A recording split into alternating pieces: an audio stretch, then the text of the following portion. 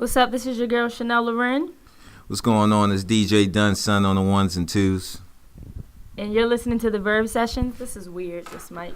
Yeah, she wants to pull it up. Dude, can I hold it? No, please don't. No, please really. don't. Just talk. I mean, no, I feel strange, like me going down to the mic. You're going to be loud as crap now, man. It's not the first time. Anyway, we have a special guest in the building. Introduce yourself, please. Hi, I am Tiffani Bliss Brown, and I'm really glad to be here with you guys. A little nervous, I must say that. No need to be nervous. Yeah. We don't bite. Okay. You got it. Oh, okay. We did a pound. You can't see it, but it's there. Yeah, it's for the podcast. But I told these guys, by the way, I'm Al Morgan, the creator of the Unnamed Music Show and 1/3 of the working class. I didn't tell these guys anything about Miss Tiffani Bliss Brown. So let's just see how this goes. Throw us to the wolves. Mm-hmm. Yeah, so Al didn't tell me anything. He didn't tell me about you guys either. Wait a minute, do they do that like that? No, they don't. They don't. That sounded awkward. No research whatsoever. No research. We had a special guest. It's a surprise. And I'm like, what? I know that. Okay. Yeah. I'm going to make up my life right now. So, yes, tell us about yourself. Tell us about you. Oh, my gosh. Yes, tell us about you. You know what? Let me just tell you how I met Al. Yes. All right. Yeah. Take us to the point. Al and I worked on a project that is still in production, in post-production now. It's my first film called Day 6. So I'm actually an actress, but also a filmmaker and a director. And Al is my partner in this project. Is that what I'm calling you now, my partner? Is that what you want to call me? Maybe is that what we're not. gonna tell Now with everybody? that look, you all can't see. Ooh, maybe it's getting hot. Let me it's getting hot. Me and Chanel, we just out. Maybe of it. we'll leave the room. Yeah, we'll just leave the room. No, but y'all can boxing stay. gloves in the middle of the desk. No, y'all stay. Y'all keep the guests safe. Yes. No, Al was gracious enough to come aboard the project and work with me. So that's how we met. So, what's happening? Okay. She learned The something. little spacecraft looks like. Okay. Boom. Yeah. We're still working with these mics, folks. They increased the the kids height. are preoccupied. Yeah, sorry. So Okay. So, yes, that's how you met Al. That's how I met Al. So that's what I do, along with some other things. I also teach, and I hope that I'm a bit of an activist. Yeah. A little bit of Angela. A little bit of that. Yeah. in what way? I see a situation. It depends on what it is. Yesterday, so I'm going to go ahead and segue in. I was with some of my people down at the Nigerian embassy, supporting our sisters in Nigeria. So it depends on the cause. I'll get involved. Bring you along with me. Would you have been the one that was like throwing Molotov cocktails into businesses that wouldn't have? Yeah, back in the day. Oh, back in the day, like in the 60s. Yeah, like when they the store that wouldn't let you eat there, would you throw like a Molotov cocktail in there? You know, it's hard for me to tell you what I would or not do, because right now when I see situations where we're not wanted, I don't know why we want to be a part of those organizations or those businesses that don't want us. Like for the Clippers, that situation. Oh boy. My stance on that would be, it's real easy. Just don't go to the Clippers game. Don't support the organization. That's my stance. I don't know why. I didn't make a whole lot of noise on my Twitter, which is where I usually am making noise. I didn't think that was a necessary move for us, because really that's about economics. So you remove the money, you remove the problem. That's true. So, at this point in 2014, my move is to not support. So would I have thrown a cocktail? I don't know. I can see you doing it. You can see that. You bastards, and throwing it in there and setting it on fire. And, Is it the natural hair that you know? Yeah, no. No. I just natural see hair. it on them. It's a glow. It's the glow. The same way that Leroy had it. Okay. I see it on you. Okay. Molotov cocktail throwing. I see it. And it's nothing wrong, because I'd have been behind you. Let me just say this. If you throw a Molotov cocktail at my home, I might have at that time retaliated and thrown shotgun in the passenger seat. You know, what did Malcolm X say? An eye for an eye. Oh yeah, but and I agree with now the Bible said that too. An eye leaves everybody blind. So I don't know. It's that balance between being spiritual and an activist. I don't know. That I'm trying to find that balance. So. I think the 50-50, like I think half of Malcolm and half of Martin is like the perfect balance. Exactly. You can't be so like I love Martin, I love both of them. Okay. But I'm not so with the pacifists to the point that you're like kicking me in the balls and smacking me in the face, and I'm supposed to. Yeah, you know. Right. So I do think people respect the gun. Not advocating violence. Right. I'm just saying nobody was smacking Malcolm around. You know, he had a bunch of goons with him. This is true. Well, not goons, but you know, basically soldiers. Well, I hope that we, Islam security people, right, with bats and guns and knives and all types of weapons to protect them. Nobody was smacking him around. Not saying people were smacking Martin, but there's pictures of them, you know, ragdolling him a little bit. Right. You know. I understand that. I hope that we collectively change the consciousness. That's really what I hope that happens. But in the meantime, am I going to let you punch me in the face? And am I going to let you spit on me? Probably not. Mm-hmm. Yeah. I think that once you try it, you probably won't try it again. Yeah. So that's where I am. So I'm trying to find a happy balance between... We need a little more Malcolm, though. I think we're more Martin than Malcolm now. Are we? I think so. Because I think when I saw this Instagram picture where they showed the guy... Zimmerman sold a picture that he drew of of the kid, and he sold it for money. And I'm thinking, that's not true. That's not true? No, I mean, he sold a picture of the flag, and it said "One Nation Under God." That picture of Trayvon Martin that was fake. That was fake. That was something that was doctored. Yeah. The beauties of Photoshop. But he did sell a picture, and it sold for a lot of money. But it wasn't Trayvon. Well, thank God it wasn't Trayvon. But let's just put the scenario out there. If it was Trayvon, what are you going to do about it? I mean, he could do it.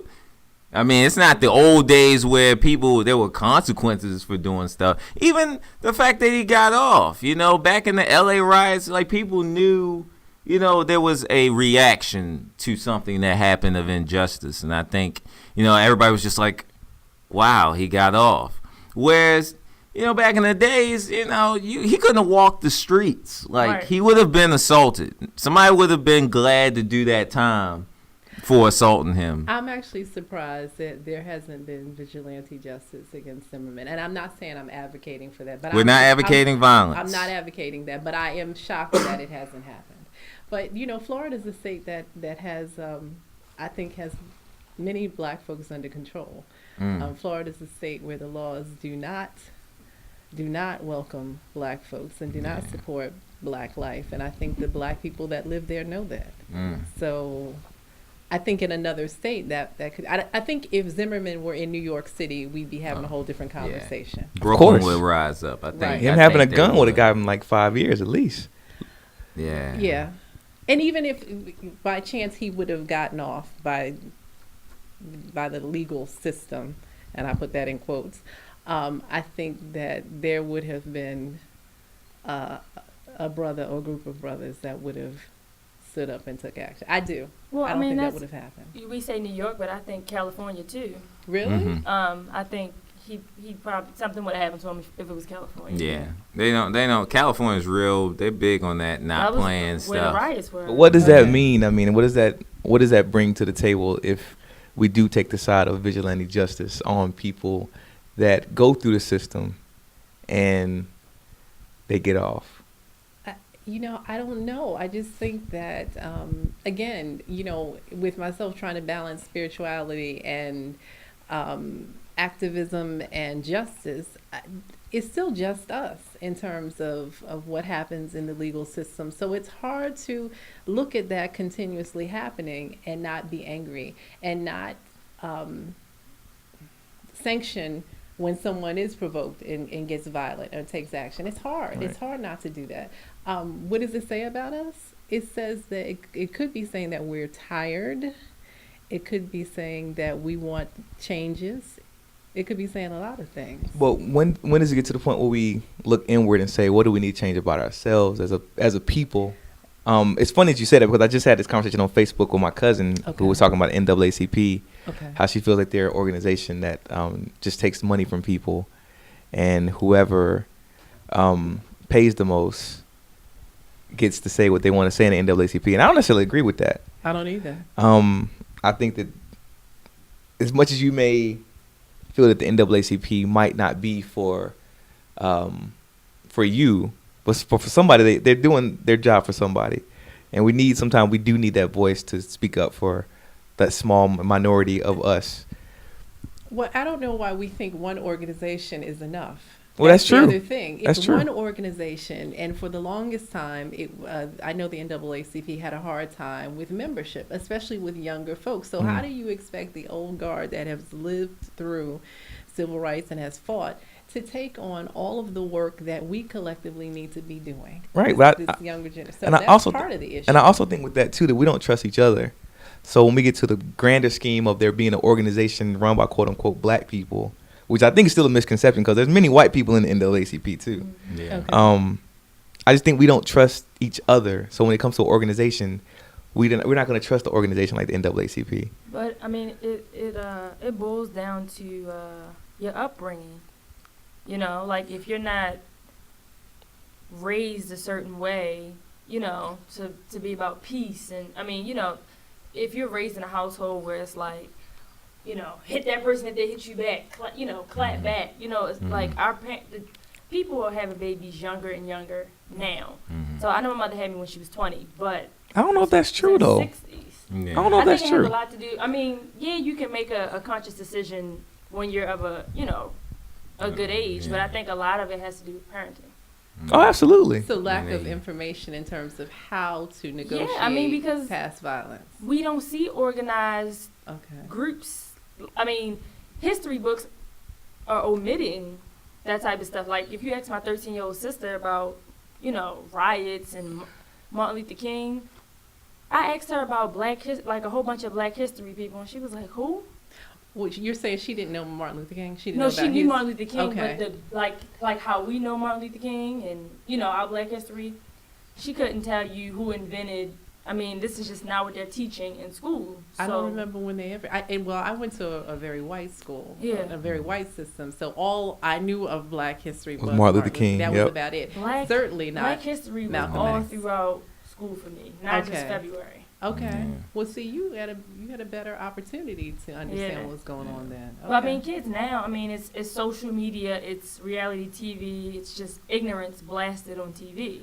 So, I mean, you don't have, I mean, I grew up in a time where I was watching Teen Summit and just all of these powerful shows that taught you about community service and being out in the community and, you know, just doing stuff for the greater good. But today, you don't see a lot of examples of that. Well, it's a lost generation out here. Yeah. I mean, it's definitely a generation that probably, I don't want to be totally pessimistic, so I'll add a dash of optimism, but I think there's a generation that probably will have to, unfortunately, slightly die off before that I agree with you really happens again, because the cats that I know that's like, okay, Trayvon Martin happens to them, they doing something violent. You know, that guy, you hope that guy grows to understand that maybe not the best way to go about it. But a lot of those guys, I mean, I'm not going to say my age, but I'm just saying. You young, Mickey. You know what I mean? A lot of these cats, you know, all since high school, they still do the same stuff they were doing in high school. They're no different than what they were, and their same thoughts that they have about stuff. I mean, they might have a kid. They might be a little less. You know, the kid might have calmed them down just a little bit. Maybe they won't be quite as wild, but still, you know, they don't. You know, they're not evolving. And I saw somewhere they were talking about, you know, if you don't evolve, you dissolve. Are you and I evolved? agree. Are you evolved? I'm definitely evolved. And I'm not asking that to challenge. No. I feel that. But if you're evolved, then and these are your friends, then No, we're not as close as we used to. Okay, here we go. No, we're not as close as we- yeah, we're at acquaintances. But if I see him, I say, "Oh, what's going on?" Okay, but it's about you having those conversations with the people that'll listen to you. It's about you, because you have to be the catalyst for other people, especially if you think you're evolved, right? I think I am. I mean, I know there are things like, I think probably younger, I was definitely more into Malcolm X than Martin.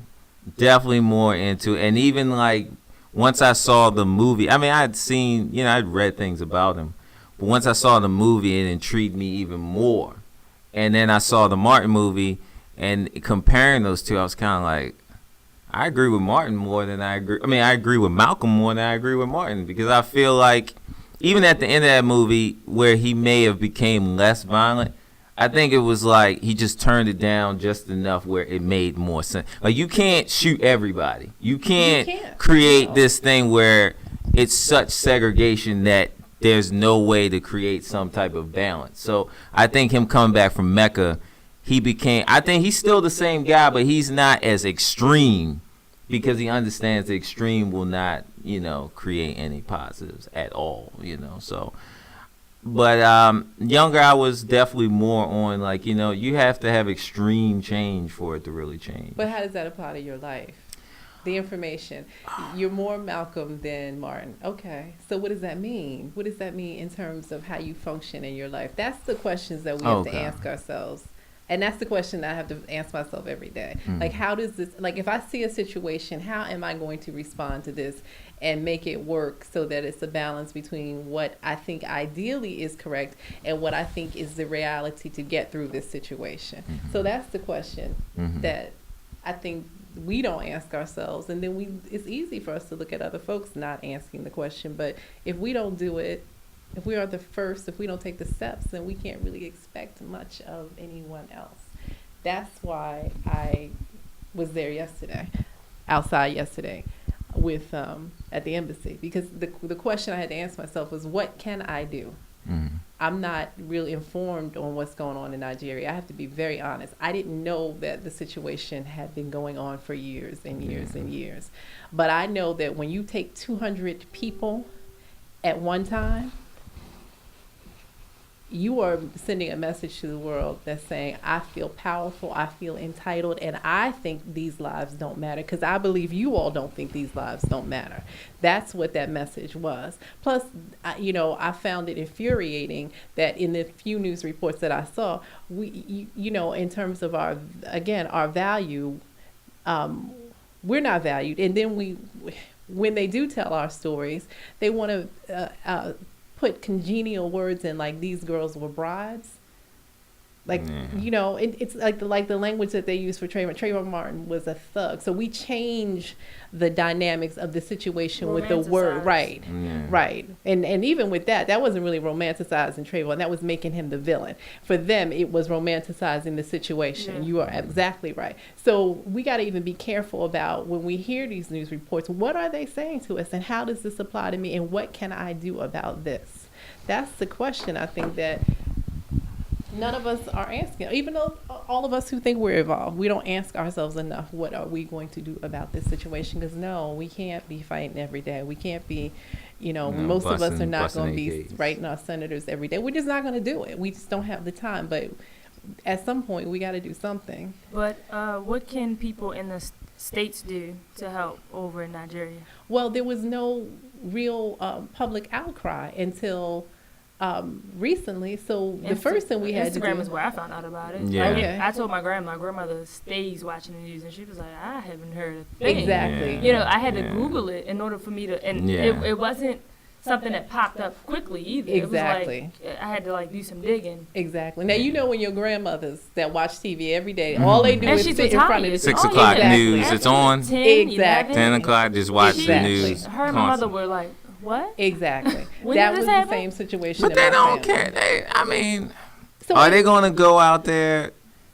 Maybe. Sure. You know what? The United States is sending specialists now. My issue is that you stay focused. Don't go over there using that as an excuse to have some kind of military presence in Nigeria and have some kind of war. Because really and truly, when you talk about war, women and children are always dragged into wars. Wars are never about women and children. They never are not. They're casualties of wars. Don't go over. This is my, John Kerry talking about the possibility of, U.S. forces. Don't use this situation. Go over there and get those girls.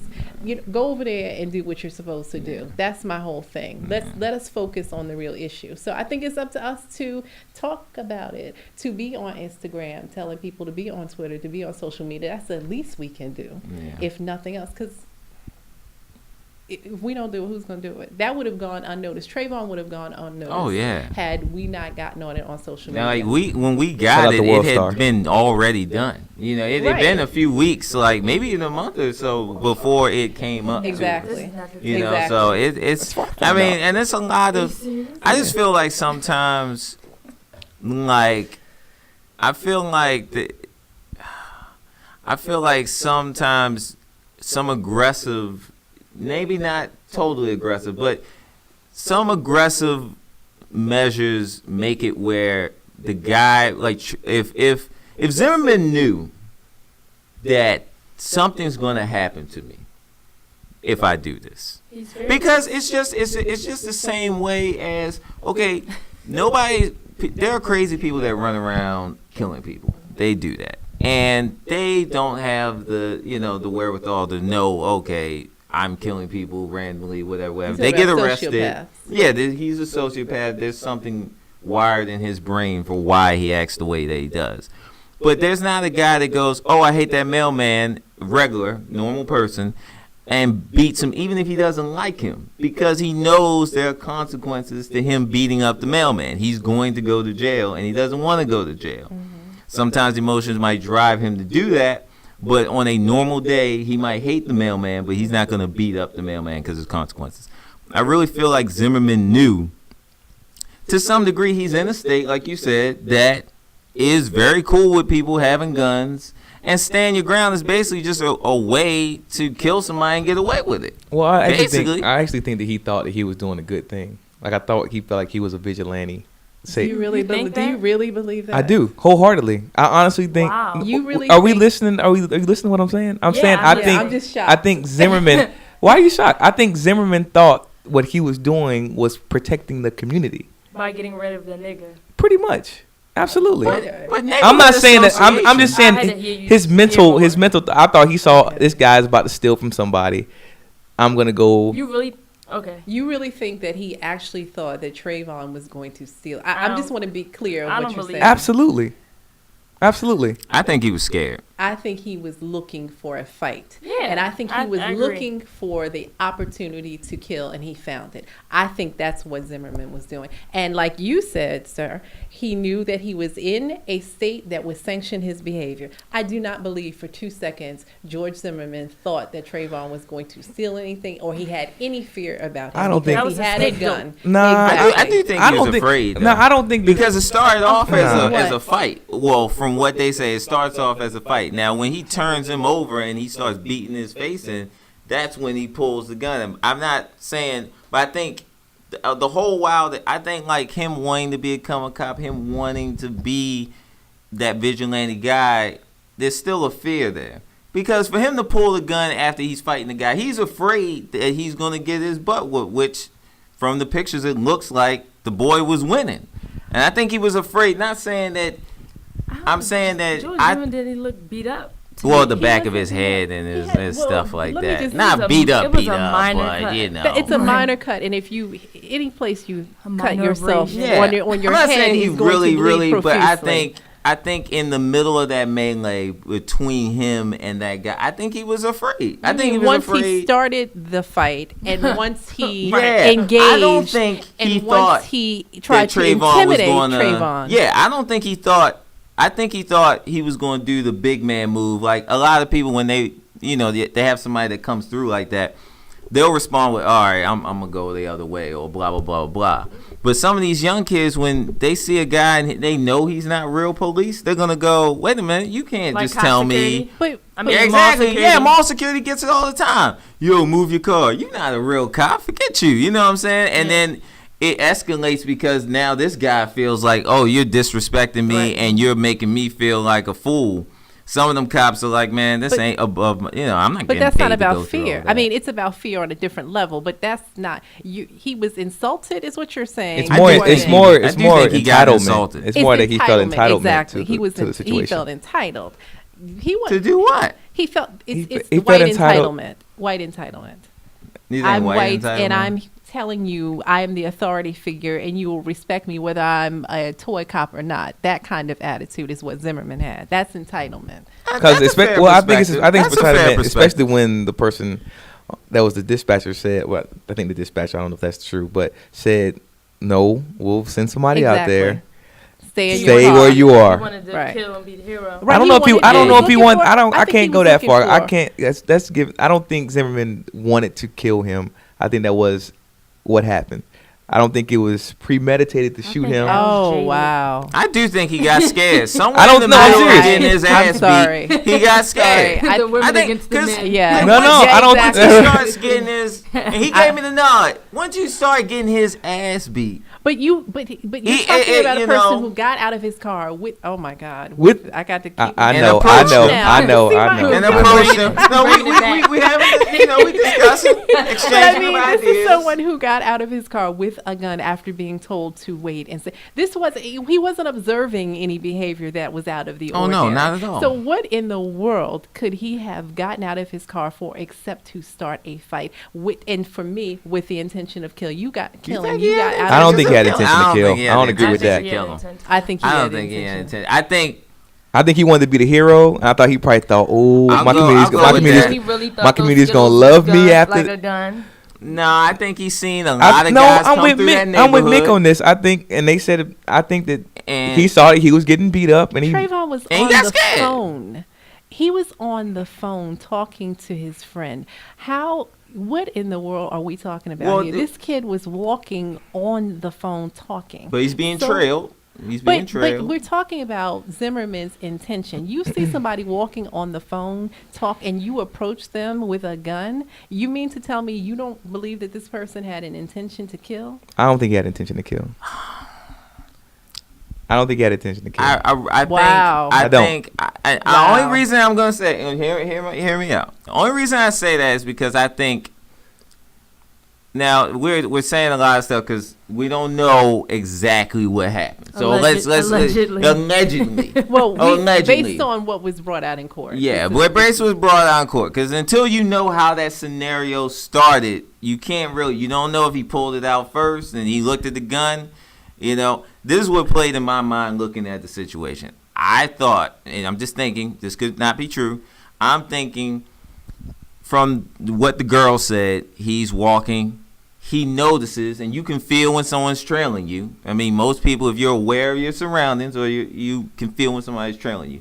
He says, he's telling her, look, I think some guy is like trailing me, following me. And he's coming from the place of thinking like maybe this guy's trying to rob me or do something wrong to me. I don't think he knew he was a neighborhood. Correct me if I'm wrong. I don't think he knew he was a neighborhood guy up until the point they had the confrontation. Dark, right? It was dark. And raining. Yeah, you don't see. I mean, you just feel a presence. Yeah, you feel a presence, and when he approaches the guy, that's when he kind of gets more of the information of whether or not he's the guy. But until he pulls the gun, because I don't know, could he have enough heart? He's gonna fight a guy that pulled the gun out straight up? I doubt it. I don't know. I think Trayvon was on top of him, and then he pulled the gun out because he's in fear for it. Not saying he's not evil. I'm just saying he's afraid. If he was intent to kill, I think he probably would have went up to him and shot him. Yeah, he wouldn't have got that axe with him. Because the psyche of a person like Zimmerman, you like the confrontation, you like the fight. You're right. Exactly. I mean, I can see where you come from that situation. Let's start a fight, and then I'd be justified to shoot him. Right. Yeah. Because this is his first time killing somebody, correct? I would hope so. Exactly. We all hope so. And you do have sort of a witness there because Trayvon is on the phone. So if he had come up to him and just shot him, that would have just been, more insanity than what actually ensued. Yeah. But I still don't understand this conversation we're having because here again. Let me just say this. I'm not saying that he wasn't justified in shooting him. Let me put that out. Yeah, no, not at all. Pursued him, started a fight that he could not win physically, so he shot him. I just think that the intention there was evil. Mm-hmm. There was no good coming from that. George Zimmerman didn't have any positive intention there. So I agree. I think, as we discuss it more, I do. Oh, go ahead. No. Oh, I think he really did want to be a neighborhood association guy. I will give him that much. That I think he wanted to be at any cost. I don't know if it started off that way.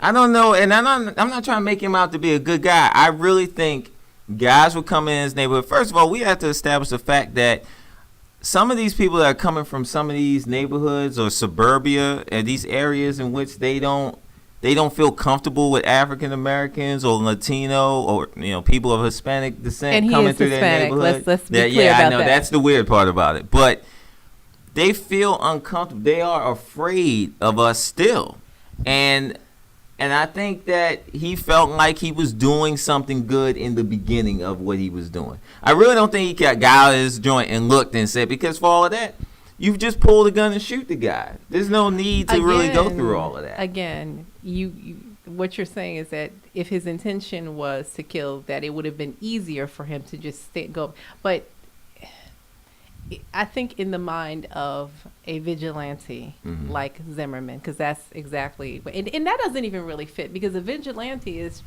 trying revenge justice. Yeah. I mean, revenge and injustice. Right. And there wasn't an injustice here on Trayvon, so he didn't do anything At all. So George Zimmerman is just a sociopath. Okay, that's what we're dealing with. So in terms of what goes on in them, I don't think it has to be logical for them. It was illogical for him to get out of the car with the gun. It was illogical for him to pursue and to start that fight. I agree. And so we trying to make sense out of a nut, and I don't know that can be done, except that from everything that we know that did happen, his intention, as far as I can see, was to kill. And I think that some of what you're saying is right. He wanted to be, we know from the past history that we know of him, he wanted to be a cop, trained in MMA, and couldn't, wasn't up to par. So he has some emotional issues, some, issues of whatever. But the whole thing about Hispanics and maybe whites feeling uncomfortable about blacks being in their neighborhoods, well, they got to get over it. That's and true. that is not our responsibility to carry that for them.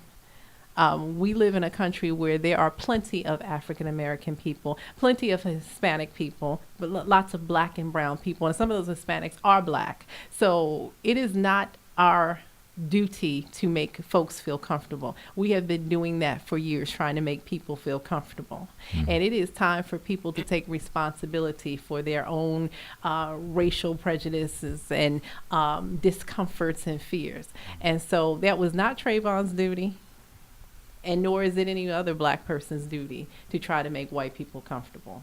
I'm sorry. Or people that want to be honorary white people, which to me is Zimmerman's case. Because, he is Hispanic. And his father, to me, looked like he was a pretty dark Hispanic, if I remember the father correctly. He is. So let me just say identifiably Latino. Like if I saw his dad, I wasn't going to mistake him for a Caucasian man. Now he may, again, I call it honorary white lust. He may have that, but at the end of the day, white lust, ladies and gentlemen. I'm sorry.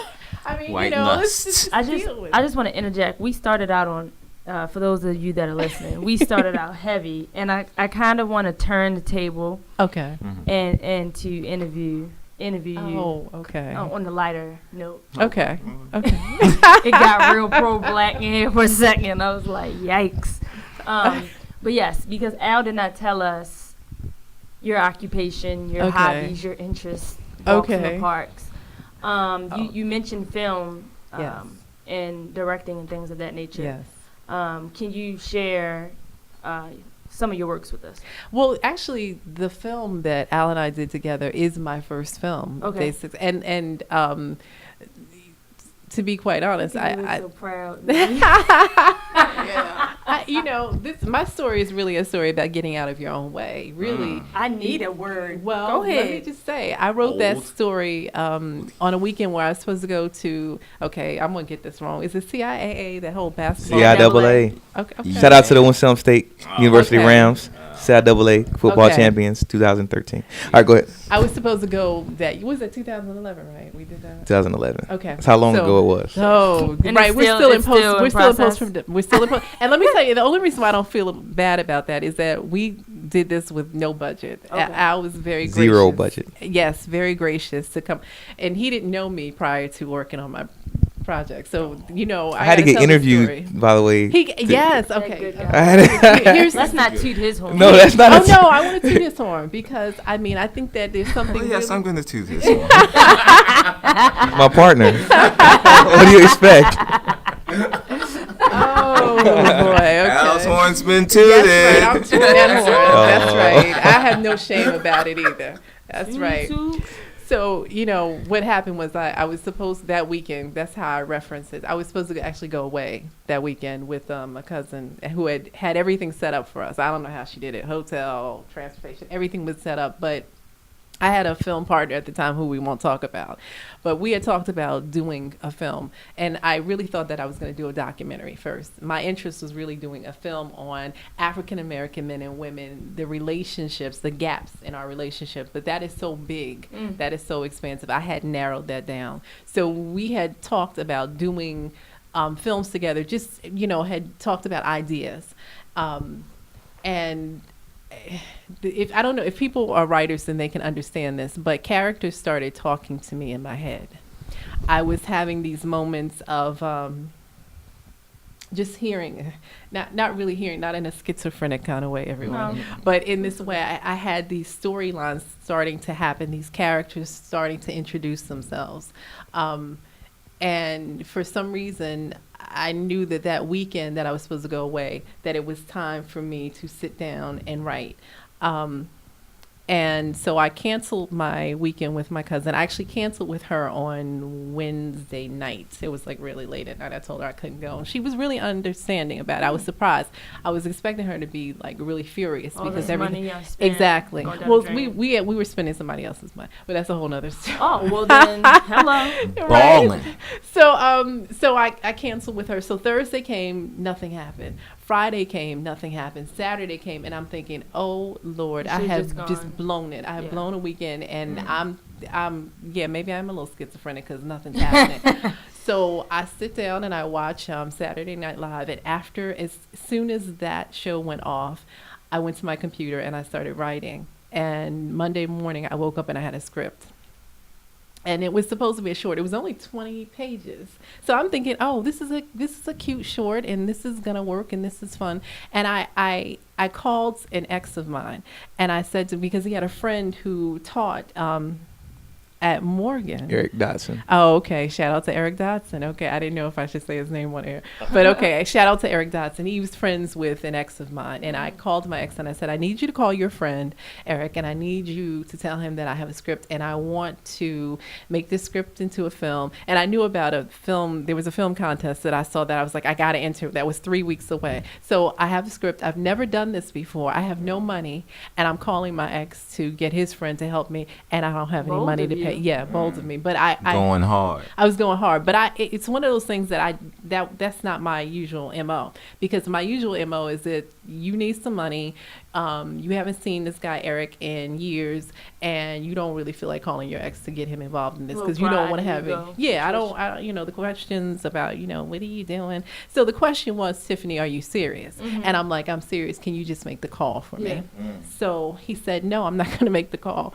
You send me an email of all of this stuff you're asking for, and I'll read it, and I'll decide whether I'm going to make the call. Oh. Kept it G. Yeah, he did. But guess what he did? I sent him the email. He did not call Eric. He sent the email to Eric. The next day, Eric calls me, and we have this conversation that kind of goes, how you doing, Tiffany? It's nice to hear from you or hear about you. I haven't talked to you in 15 years. Yeah.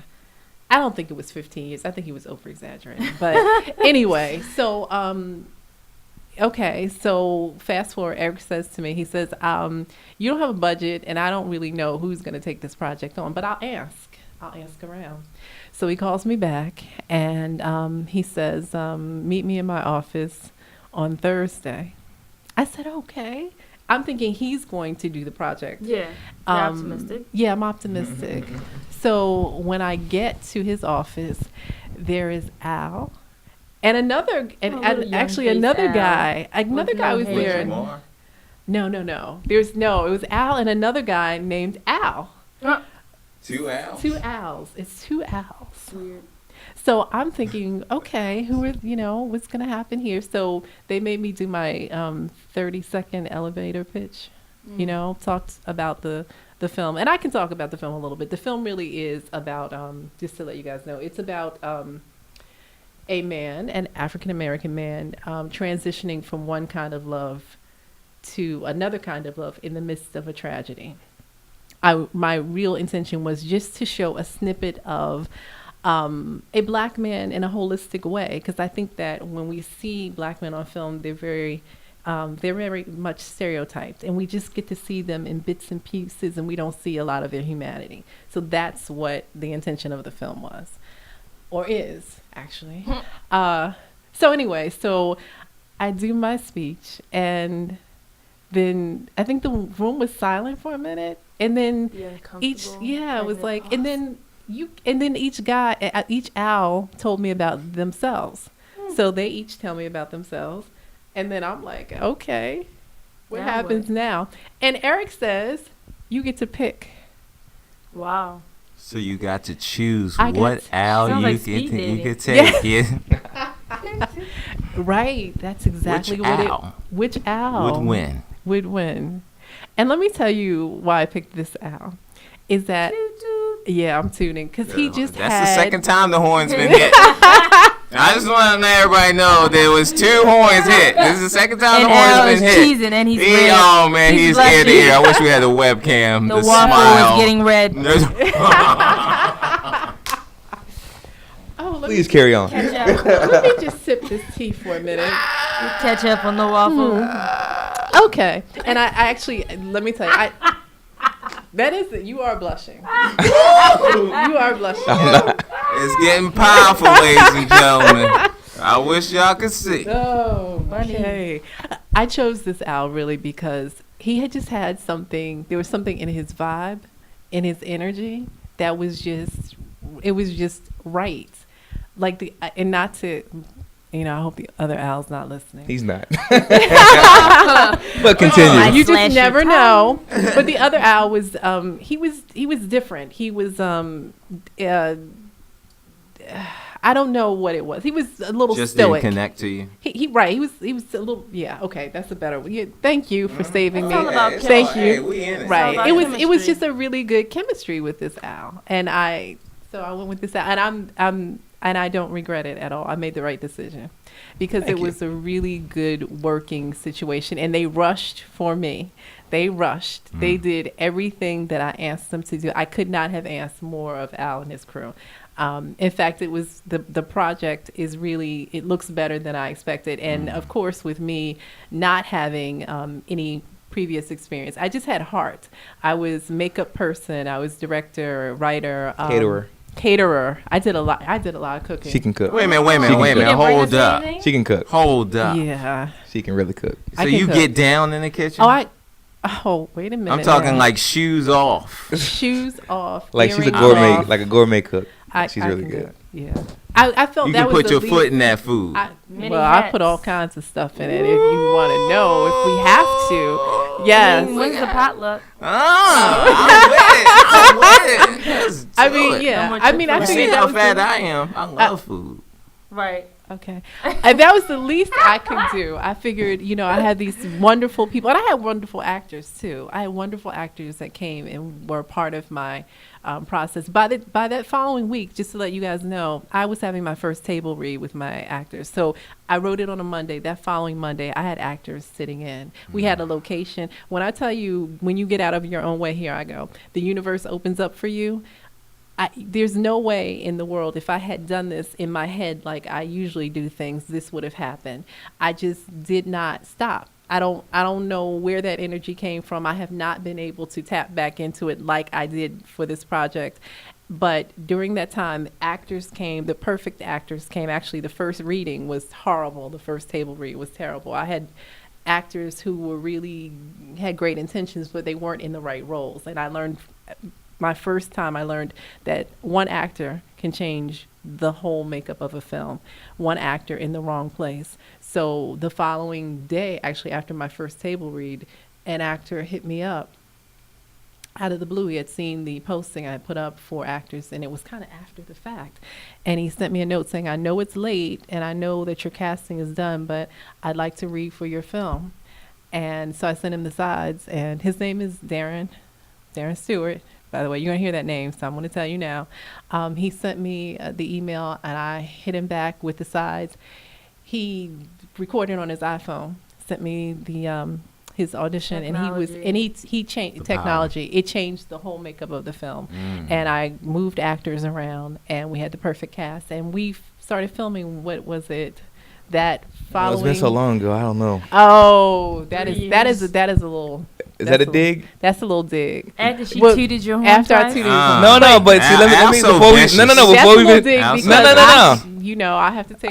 because I can't take credit because it's the crew. It's me. It's Jamar. It's Dalen. We all did everything we could They to make did. sure we did a really good job. They did. They did a nice. great job. But We had some problems. we Issues we thought it was gonna be a week of filming or so, and it ended up being like three weeks or so. We actually, it took 3 weeks, okay, but the film is called Day 6, and it was actually 6 days, of yeah. actual shooting, and that wasn't planned. Dope. So yeah, Yeah. so It but was meant to be. it's meant to be, and it's taken a little longer, and there's been some issues We gotta on get it right. this side, but look, when I tell you people have come into this project, I hit up people that I didn't know, musicians, like bands in California. I had heard their music, and I'm like, look, I want to use your music. I can't pay you. I can't license it, but can we use your music? They were like, yes. And the group is called A Race of Angels out of LA. Their music is in the film, and Sean Torre Thames, who is a local hip hop artist, is doing the score, his first score for the film. So it's been a blessing. It's taken a long time, but look, films take a long time. So this is not the first film. Hollywood sometimes takes a long time getting films released. You so got started, man. I Forget got all started. That stuff. That's You got right. And we started. are finishing this project. I know you Okay, are. this project will be finished. Yeah, the heavy I lifting's know already you done. are. We're just trying to sweeten it up now. So Yes. all the Yes. heavy lifting's done. All the Working heavy class lifting in is the done. building. We're Yes. gonna get it done. Yeah. Yeah. So that's the story of Al and I. So Yes. yeah, that's how. So it she's was. helping me out on a couple projects. The next project I'm coming up with, she's helping me out with too. Yes, So I'm we're excited gonna do about that. something with erotica. So, can I say that? Sure. Yeah, we're gonna do Should've it. Wait a minute. Maybe Next not. project. Okay. Anyway, Yeah. It makes sense. Yeah. no, what? Not in a. This is not Zane. Okay. I I didn't know where it was going. I didn't No, it's know. not- I it's just not heard Eli erotica, Harris, and but, I just was intrigued. but My I am- antennas came up. Yeah, but I'm a fan of. His face. But I am a fan of this writer Anais Nin, who was one of the first female erotica writers, and I read that work when I was a kid. I would sneak into my aunt's book collection, and I'm letting people know this, and read like her works. Some of her most famous are Delta of Venus and Henry and June, and I was intrigued by her work. It was so free. It was sexual, but it was free. It's not just about people pounding each other out. This is not the Mimi video, but it's Whoa. but it's, Whoa. That is pounding. and but it's more about the emotional and the sensuality of it. So we're working on a piece. So. Oh, I feel you. Yeah. I just want to be, one of the few to get to see it first. I just want to see it. I just want to see what's going on. Okay. But I think that's dope. I think Yeah. that's super dope. Yeah, I think we need to explore all of ourselves, like everything that we are as humans. We should be able to explore in our art, and that's the goal for myself as a filmmaker. I want to see all of us: the good, the bad, the ugly, the sensual, the things that we don't really see a lot of ourselves on film doing and being a part of. Why should what is that, 50 Shades of Grey? That's not including us. I'd never read the book. Neither have I. Yeah, I but still don't even know the whole thing. I just always hear people talking about it, but I Yeah. don't know what I 50 do want to see Shades. the movie because I love Rita Ora, but Okay. Well, I haven't I read love the book, Rita but, Ora but that has as well. something to do with S&M and all of that. So yes, yeah. I've heard. Yes. Oh, you've heard. Oh, there's a whipping that happened. I think there's a few whippings. There's a whipping that happened. Is this slavery? And here's my thing about that is that it may not may not be for me, but there is a community of us that has some involvement in that, and we can't shy away from those things because, because we think they're taboo. Man, I mean, none of us know what any of us do behind closed doors. Exactly. We might portray ourselves a certain way. Exactly. But more and then that cat suit comes right. on. Yeah. And erotica is different from porn. Oh, absolutely. Yeah. I think the word sensual is a great description. Exactly. Yeah. The music will be a lot better. The music. Yeah. Okay. The music will be, the difference where it's actually emotional music versus possibly. Yeah. Well, definitely. Music is important. Oh, yeah. Music sets the mood. It does. It does. I have a question. Yes. Right now, YouTube and Black and Sexy and what are some other Issa Rae, and it's a lot of dope what's these shows? Web series on right now. Do you think you would be interested in going that lane, or you want to be on in movie theaters? I like film. I do like film, but this is funny you would bring this up because Al talks to me all the time about web series and about being a part of that community of work. For me, because I've never attached to a web series, I've never actually, let me just say this. I did see a series the other day that I watched the whole, it's Russell Simmons' daughter, not Russell, Reverend Run's daughter has a new web series. Vanessa. I heard about it. And I actually watched the whole Is it first good? I actually thought it was interesting. She plays a Republican. Because I don't think her acting is good.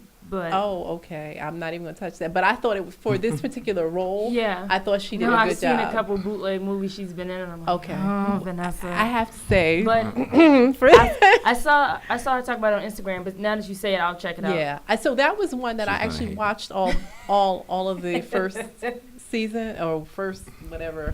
It was like 6 of them. And I found it entertaining, but I haven't attach myself to web series, but I'm not against it. I'm just trying to figure out how that works. Like, I guess people do watch them. Yeah, absolutely. It's the new. I got one. I'm trying to get you to do one. It's the new. Like, I got Al. Yeah, it's the new. I got Al hooked on this series called First, and it's like your modern day Love Jones, one of my favorite movies of all time. Okay. The actors are really like quality actors, and some of them are in TV popular. They've done starring roles on TV shows or like movies and stuff like that. So I mean, it's everybody's basically. Some people are based out of DMV, but a lot of people it's all in California. But it's good quality and it's immediate. I mean, you have like 6 minutes here and there, 15 minutes here and there. But sometimes, like you said, you started a movie in 2011, a film. Here we are, 2014, and it sounds amazing, but we haven't seen it yet. Exactly. So, but a webisode, they started filming like 24 weeks ago. And, and then with that aspect, you have comments. I mean, the social media is taking over. So you have people, they can offer you suggestions. You can correct the next episode, and you kind of build this community. Okay, I'm totally open to it. And again, it's something that I think I've been a little prejudiced against, only because I haven't attached myself to.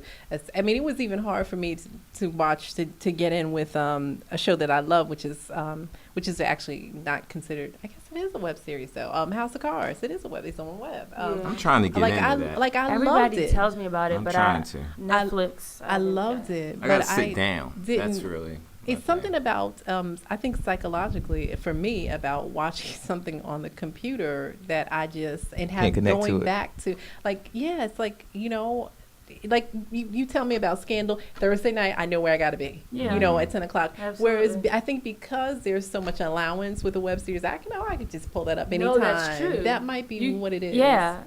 I mean, you can get the app on your phone, you can laptop, whatever, but I understand it. TV is stationary. TV disciplines us too. Oh yeah. That's what it does. Yeah. Even though we have DVRs, and it kind of makes you like you want to be a part of the hoopla that happens Thursday night at 10 o'clock. You want to be able to talk about it the next day with your coworkers. Exactly. Or your girlfriends. Right. Whoever.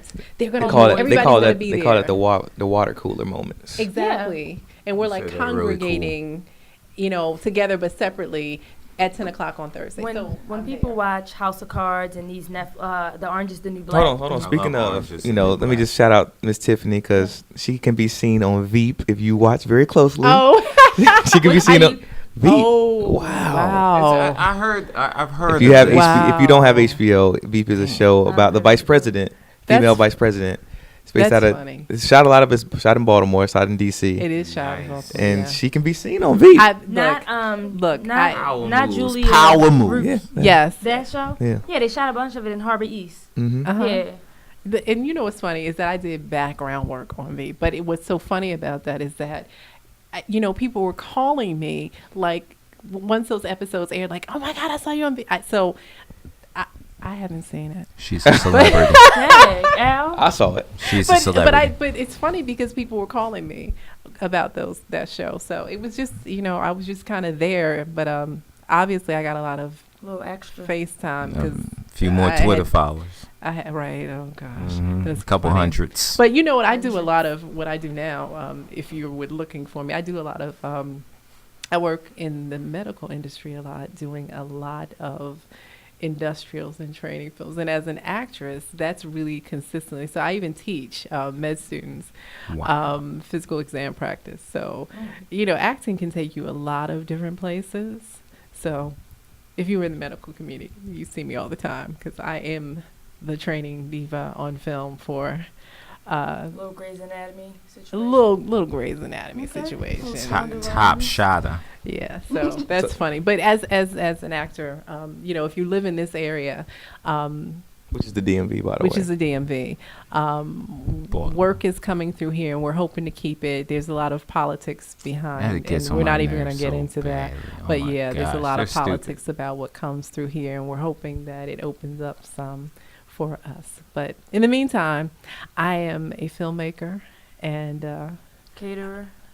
no, but let me just tell you, if you're on my set, Craft and if I got to jumping. cook for you, Down in that if I got to cook for you, I'm gonna cook for you because it was really important to keep everybody happy. So that's what I did. I stopped in the middle of scenes to make sure my crew was fed. Yes. I'll be sleep in the back. For those that are listening, can we get a website, Twitter, Instagram, all that good jazz?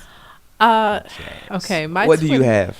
My Twitter right now is it's Follow Miss Bliss, at Follow Miss Bliss. That's where I am on Twitter. And I have to be very honest about Facebook. You can find me on Facebook, but you're not gonna really find me on Facebook because I'm not as active on Facebook. You can't find me. Yeah, and I'm not as active there for some reason. I like that 140 character quick fix. I like to get it. So right now we're gonna go with Follow Miss Bliss, and I'm there if you want to talk to me. And MISS or MIMS? MISSBLISS. Okay. Yeah, Follow Miss Bliss. And right now that's all we're gonna give out because we still have we're still working on some other things in terms of having an actual site for Day 6. But Day 6 is actually going to be doing some funding, and we're going to be doing some other things to support the films and having actual private viewings and things happening in the area. So maybe I'll come back and we'll talk about that. Al? Well, this weekend, sounds good. the Maryland Film Festival just started today. And I will be at the Maryland Film Festival this weekend. Actually, I'll be working with the Maryland Film Festival. So you'll see me wearing the orange shirt, supporting the film festival, even though my film is not there yet. Right. But the film, you got to hobnob. And plus, I want to support other people's work. Actually, there's some great panels. Can I just say this? With the Maryland Film Festival, if there are people who are filmmakers out there, there's some filmmakers panels that are happening at the film festival that are actually free.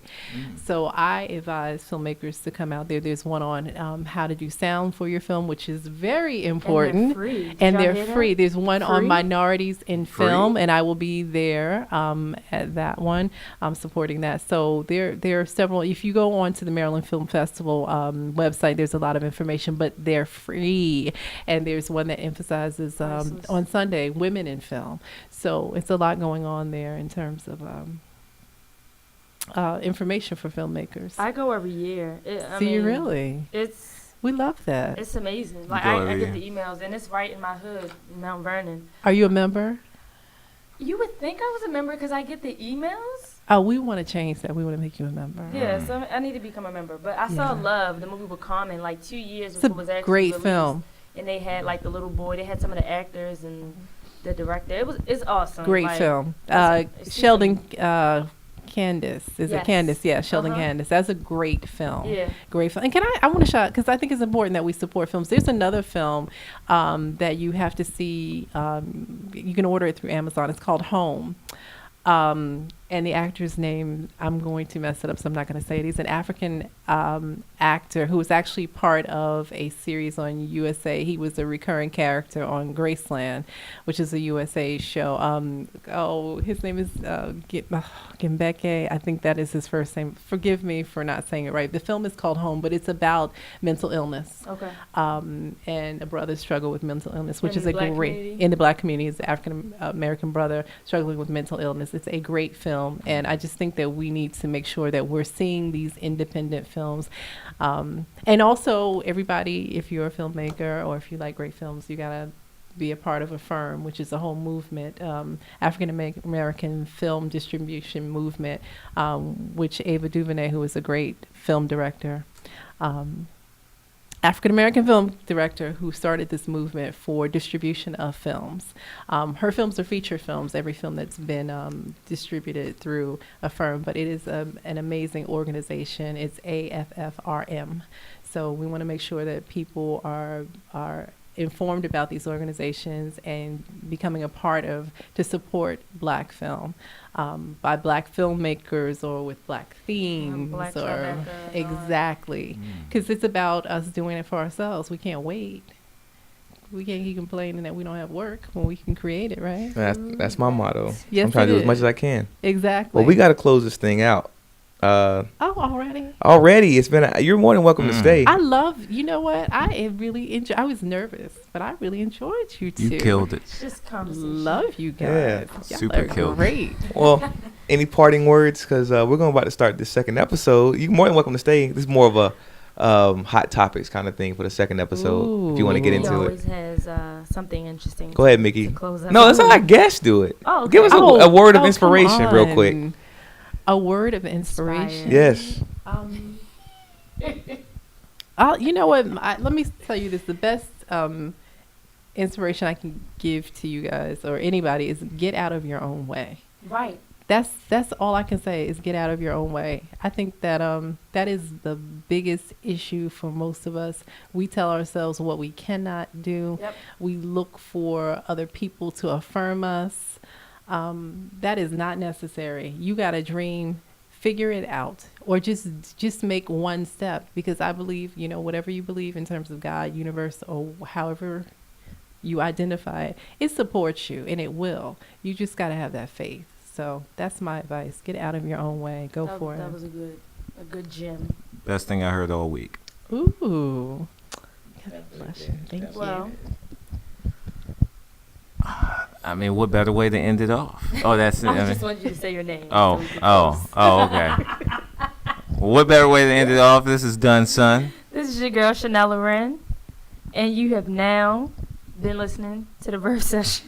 There's Al in the background.